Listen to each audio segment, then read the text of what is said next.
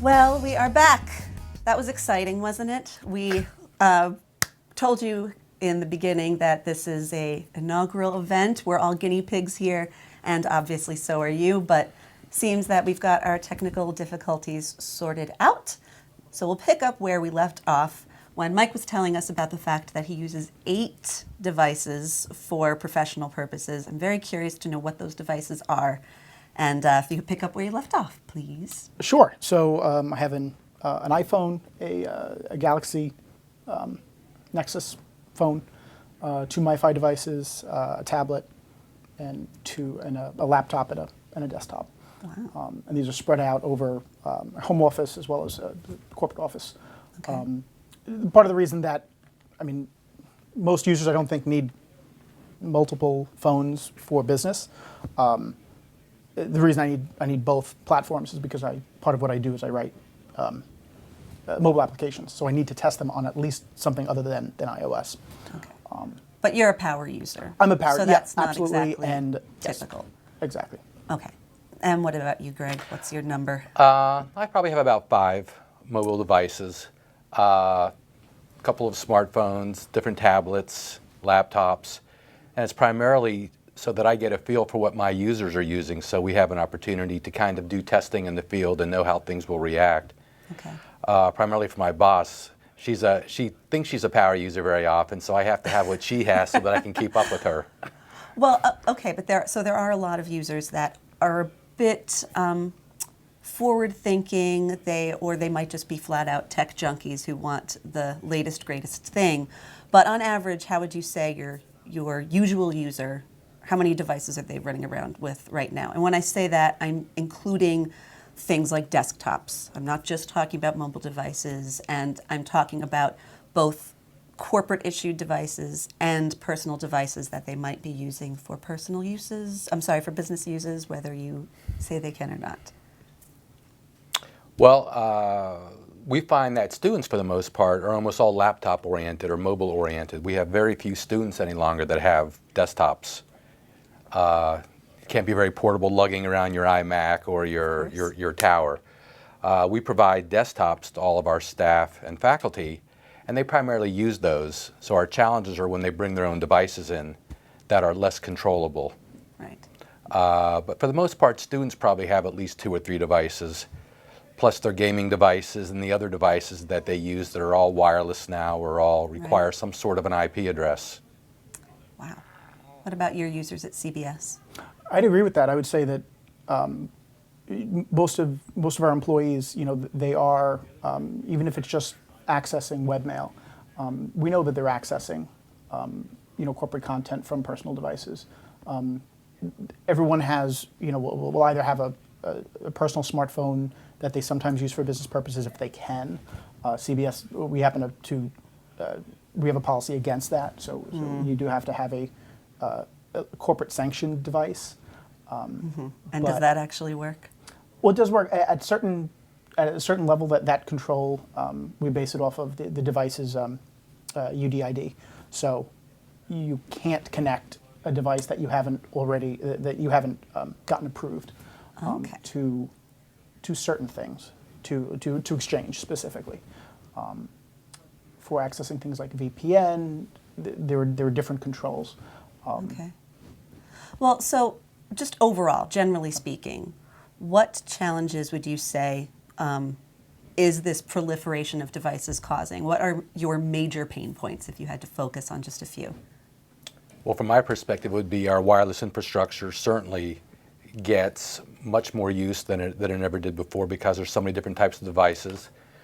From a security perspective, it becomes a challenge because we have to be able to control the access of all those different devices. And the manufacturers of network access control have kept up with laptops, but they really don't have clients yet that are available in many cases for all the different mobile devices. So that's a challenge. And we have problems with security also. If they are using it for corporate data, we have to come up with methods and strategies to be able to wipe data and locate those devices if they are lost or stolen. So those all become challenges that we have to deal with. And are you more worried about corporate data? Are you also worrying about any kind of intellectual property? Because I know that at FIT in particular, there are a lot of new projects getting started that students and faculty wouldn't want to lose track of. Yeah, there is some corporate data, and there is also the intellectual property is also an issue. So we have to, and we do this for laptops very well. There's technology for doing that, but it's much more difficult now as manufacturers create more of the mobile work device technologies that we can do those things to. But it's a challenge because we have to support all different types of devices, and there's not always the technology to support all those different devices because from a school perspective, we can't have the same level of control that a corporation may have, so we have to be more open. Interesting. Right. I mean, sometimes you're going to have a great solution for one kind of device which doesn't support all the other devices, and I'm sure for some devices there just aren't good products out at all yet. Right. And Mike, from your perspective, what are your main pain points? Well, so I think the MDM solutions go part of the way towards securing general mobile devices, and I think that over the next few years, those solutions will mature, and whether they go a kind of a sandboxed route or hooking into the operating system and just making the operating system better, it remains to be seen. From a challenge perspective, certainly security is the big challenge. I think there's also the kind of a different side of that, which is the iPad specifically is a great device to enable business users to work on the go, and to not have applications because you feel that the ecosystem can't be properly secured, or if you don't address the challenges head on, you wind up saying no. And when you say no, either they're going to try to do it anyway and they're going to get around, or they're really not going to do it and you're going to lose that productivity. And so you really do have to look at it as the risk of the occasional incident versus the risk of the continued loss in productivity. And that's, Right. I don't think there are good numbers either way, so it's kind of black magic to come up with. It's going to be different for, risk assessment's going to be different, obviously, for everybody. Sure. But Mike, I believe that you said that CBS is already working on a tablet strategy, whatever that means. Can you tell us what that means? Sure. So first of all, a lot of everything that I'm saying, this is kind of my personal viewpoint. This isn't official Disclaimer. CBS strategy. Disclaimer. Beyond that, what I'm working on is rather than a tablet strategy, it's more of a mobile application strategy. It's focused mainly around mobile around tablets, because the iPad is kind of was the game changer and still is. And the core part of that strategy is go HTML5. Don't write native apps unless you absolutely need to. And the reason for that, if you think about it, just about all of the mobile devices and tablets now support most of HTML5. And as that standard evolves, you're going to get closer and closer to a native app experience. Right now, HTML5, it's very difficult on most devices to get access to things like the camera or sending SMSs directly or anything like that. I think that those integrations will come pretty soon. There will still be places where a native app is necessary. So I don't want to say never, but have the default be HTML5, in which case when a new flavor of the month comes out, and it's maybe Android will have a killer tablet at some point. You don't want to have to say, well, I've just invested all this money and time in iOS development. The cross-compiling frameworks like PhoneGap certainly go a long way towards making that easier. But at the end of the day, a lot of that is you're still writing a web application. You're just packaging it inside of an app. Right. So you're not just thinking about the devices themselves. You're really thinking about the applications, both from your internal user standpoint and also thinking about what your external customers might be working with. Right. And from a corporate perspective, and any company like CBS, I think needs to draw a line between what we do for employees and internal folk versus what we can do externally. For instance, for internal folk, use of Android in a corporate network there's been a lot of research and press lately about the insecurities of the Android platform and the ability for to spread malware, and because it's not a walled garden like the Apple ecosystem is, the challenge that presents. We're not going to tell our viewers and our external users that they can't use their Android device to watch a CBS show. And frankly, there's very little risk for CBS to even think about that. So on the external side, we want everybody to use every device, and the challenge is to support every device. Right. Internally, we can be a little bit more selective about which devices we support. Okay. Now, Greg, getting back to you, you have a pretty, let's say, a pretty complex environment. Definitely have a lot of different players and a lot of different devices. I think one of the particularly interesting things about FIT is that a large percentage of your faculty are adjunct professors. Mm-hmm. It's not just full-time staff. Right. So how does that impact your multiple device strategy, if at all? Well, we provide desktops in office areas for adjunct faculty to use, but for the most part, they all bring their own devices. Mm-hmm. They have to use our corporate email system, the school's email system, and the school's file storage systems.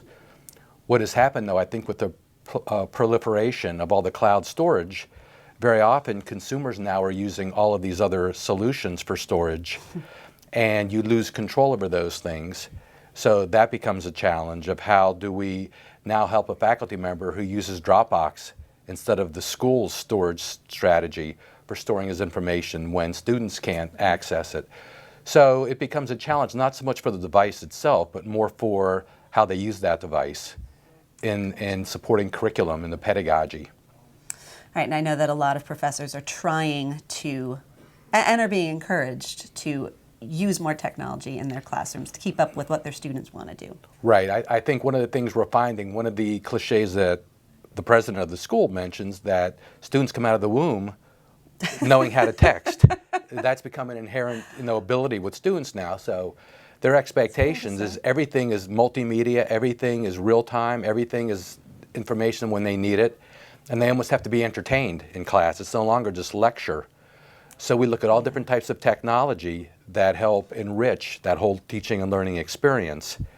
And there's a big push to get faculty more engaged with the use of technology because there's still lots of faculty who don't use email. So we have to work with those faculty and spend a lot of time with faculty development because their job necessarily isn't to use the technology, it's to teach a student how to do a particular practice or a discipline. So while this technology is prevalent, getting faculty to embrace it is becoming a challenge. And then having them know a little bit more than the students is a challenge. Mm-hmm. And then updating curriculum is a challenge. So all these things kind of continue to blend together, and it makes it for a very challenging environment. It certainly sounds like it is. Briefly, do either of you have a bring your own device policy, an official bring your own device policy yet? And if not, are you working on one? Well, I believe our policy is that there is no policy, that you may not bring your own device. No. It's corporate devices. Okay. Yep. What about you? And we're the opposite. I mean, there is no policy. We support everything because it's very difficult to tell, again, our constituents they can't use a particular device that they own. What we do tell them is, here are the applications and solutions that we have. We'll try and help you use your particular device with that application. But we take ownership of the network and the environment, the infrastructure, so we draw the line at providing levels of support, but we don't really draw the line at what devices they use to request that support. Right. I guess it's, again, this question of control. How much you actually have, how much you want, how much you think you have, how much you have to just suck it up and admit that you're never going to have back again. Is that fair to say that that's a Absolutely. major problem? Right. I mean, one good example that I could give is we had some programs that use sophisticated proprietary software. And in the past, it always had been installed on FIT-issued laptops to students, and that worked very well. But some of the faculty wanted to enlarge the program. So they were asking the IT department to install this software on personal laptops of students. And it caused all kinds of problems, up to and including corrupting hard drives and corrupting data. So we stopped that practice. But that was an example of a mobile device, needs to be loaded and installed properly to use some of these different packages. So the same kind of holds true for some of the tablets and smartphones. Software that normally runs in a classroom and possibly in a corporate environment will not run properly or doesn't get rendered well on the portable devices. So you that's have to, going to really increase your, it's going to be a challenge for your support people. Right, it is a challenge. And in our case, we very often have software that matches the industry and it can't be ported to another device because it's not there yet. Gotcha, okay. That sounds complicated. All right, we're getting to that time where we need to wrap up. So if you were going to give one piece of advice to the fine people out there about multiple device management, what would that one piece of advice be? Focus on the long game. Apple is the king right now in terms of tablets. Android has 50%, somewhere around 50% of the market share in smartphones. So 5 years from now, 5 years ago, no one heard about an iPad. 5 years from now, who knows? Don't bet on specific platforms. Don't bet on specific vendors. Focus on standards, which is going back to my HTML5 comment before.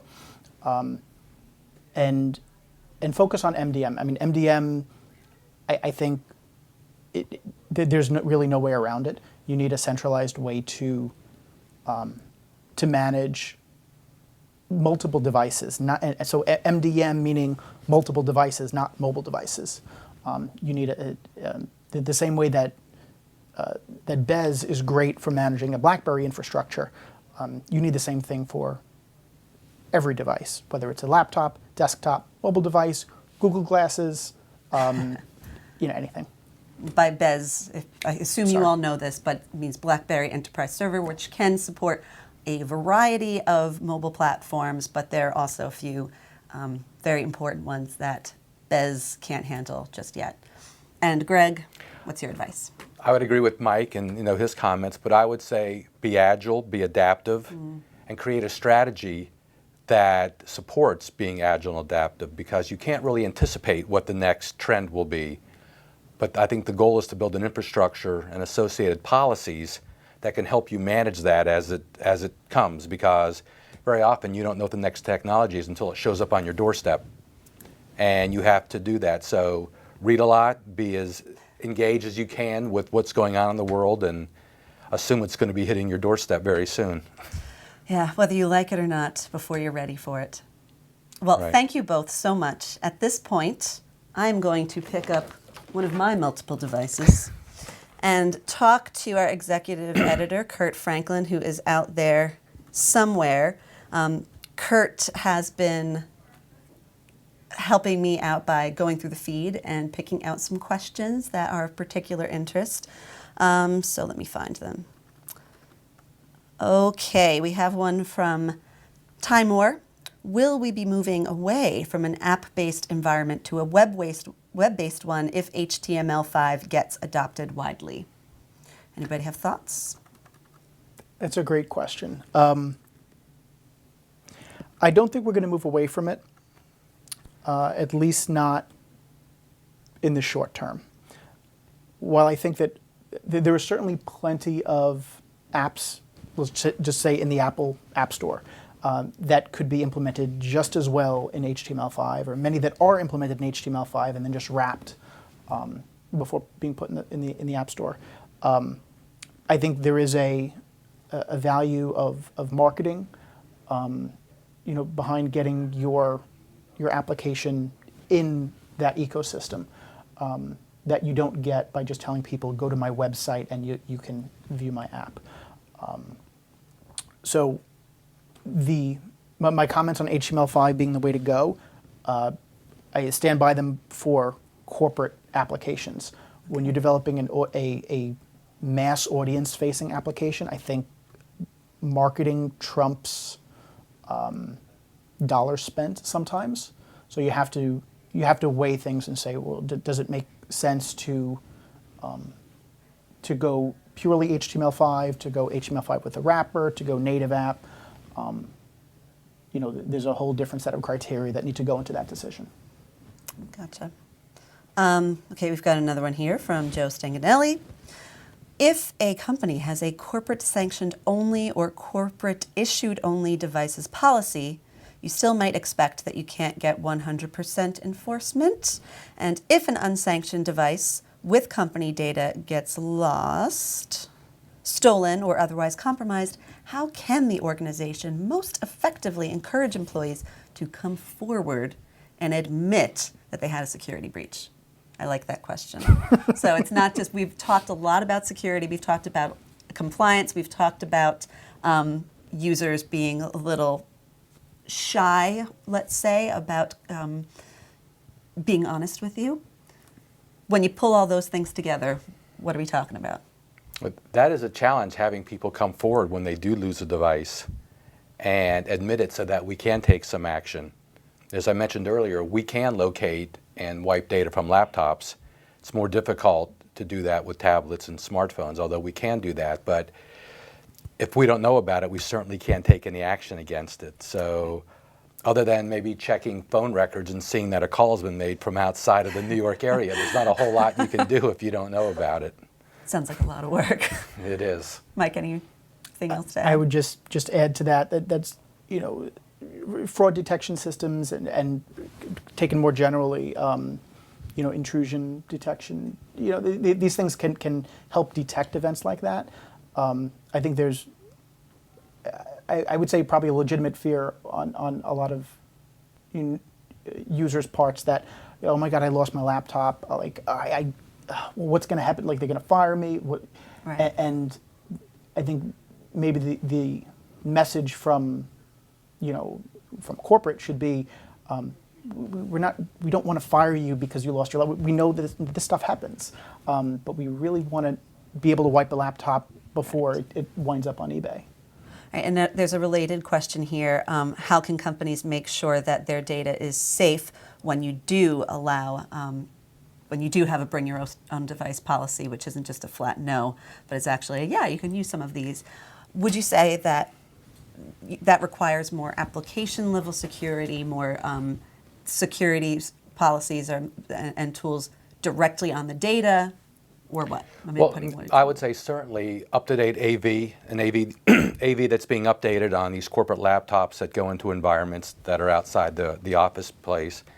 Certainly VPNs and other secure tunnels you can get to the data. I would also caution, and this happens very often, at least where I work, that corporate laptops get taken home, and then those employees let their kids use those laptops and devices, and then you've lost lots of control because they're no longer going just to school or corporate websites. They are now going to anywhere they want and pulling down malware and spyware. So the AV is critical, but also maybe paying attention to what your kids are doing with that corporate laptop or corporate smartphone. Using it for online gaming and things like that. Okay. Oh, go ahead. I think it's also important to limit the actual sensitive data that's on the device. If it's not on the device, it's hard to lose it. So, as we move collectively away from thick applications to web-based applications, you still have certain issues with caching and stored passwords and things like that, but you're not dealing with the amounts of mass information that get lost when a spreadsheet containing everyone's everybody's stuff social security number gets stolen out of a car or something like that. Yeah. Right? Okay, well, I think that's about all the time we have for questions. I'll give you one more. 5 years from now, average user, how many devices is he going to be using for business use, including things like gaming systems or whatever unforeseen things we've got coming in the next 5 years? Give me a number. I'm going to say 2. I'm going to go really low on this. The reason is because I think it's not going to be the device. I'm going to come in, I'm going to put my whatever the device will be called, my glasses or my phone or whatever, next to a monitor, and my desktop appears, and that becomes my device. And I walk away and I put it in front of another monitor, and that's my device. So I carry all of my devices kind of virtually with me, and it's less about the form. Now, you'll always have users that want that want the tablet size experience, I think. In which case, there'll be those. But I think most users, the device itself will become less important. So instead of people walking around with the Batman kind of utility belt, they're going to be using a lot of client-side virtualization. Okay. Greg, what's your I probably agree with, I think, probably 2. I would say a phone and some sort of tablet device. As more applications move to the cloud and they become web-based, it's less about the processing power on the device and more about what's going on the web. So I suspect the large monitor probably becomes a differentiator. If you're doing something with intense spreadsheets or doing any sort of graphic design, you can't do those on the small devices very easily, so you do need a larger monitor. So that may be the one thing that kind of causes people to be more central as opposed to mobile. Interesting. All right, well, that is all the time that we have today. Thank you all so much for joining us, especially those of you who created Facebook accounts just to participate in this. You know who you are. Thank you very much. Thank you for sticking with us through our unforeseen technical difficulties. Thanks to Dell and Intel for sponsoring this event, and obviously thanks to Greg Chotiner and Mike Scovetta for being our guests, and we hope that you will join us next time.